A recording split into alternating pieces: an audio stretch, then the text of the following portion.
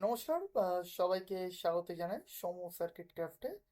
আজ আমরা কম্পিউটারের একটি মৌলিক ধারণা শিখব।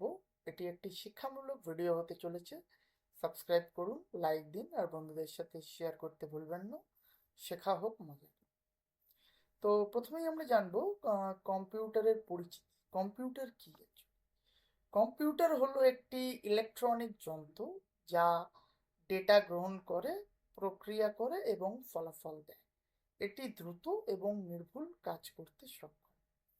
তো কম্পিউটার যেটা আমরা জানলাম কি করে, ডেটা গ্রহণ করে, প্রক্রিয়া করে এবং ফলাফল দেয়। মানে ইনপুট নেয়, প্রসেস করে এবং আউটপুট দেয়।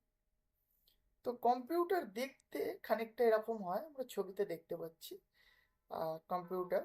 এখানে আমরা দেখতে পাচ্ছি একটি মনিটর আছে, একটি সিপিইউ আছে, পাশে যে বক্সটা, তারপর একটা কিবোর্ড, একটি মাউস। তো আরেকটু বেশি জানার জন্য আমরা পরের স্লাইডে যাব এবং দেখব কম্পিউটার শব্দের উৎপত্তি ও বাংলা ব্যাখ্যা। ঠিক আছে, কম্পিউটার শব্দটি এসেছে ল্যাটিন শব্দ কম্পিউটারে থেকে। তো কম্পিউটারের শব্দর অর্থ হলো গণনা করা, মানে টু ক্যালকুলেট। আমরা দুটি অংশ থেকে গঠিত করেছি শব্দ।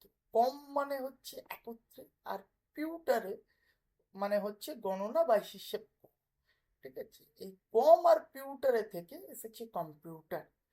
তো কম্পিউটার গণনা করতে মানে আমরা কম্পিউটারের সাহায্যে, আগেই বলেছি, আগের স্লাইডে আমরা দেখেছি যে কম্পিউটার কি করে, ইনপুট নেয়, প্রসেস করে এবং আউটপুট মানে ডেটা গ্রহণ করে, প্রক্রিয়া এবং তার ফলাফল দেয়। তো আমরা কম্পিউটারে আর মাধ্যমে দুটি সংখ্যা, ক্যালকুলেটরের মাধ্যমে যেমন দুটি সংখ্যা যোগ করতে পারি, তেমন কম্পিউটারের মাধ্যমেও আমরা চাইলে দুটি সংখ্যাকে যোগ করতে পারি।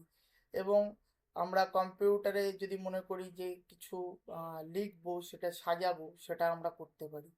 ঠিক আছে, তো কি হচ্ছে, আমরা ডেটাটাকে প্রসেস করছি কম্পিউটারের মাধ্যমে। ঠিক আছে,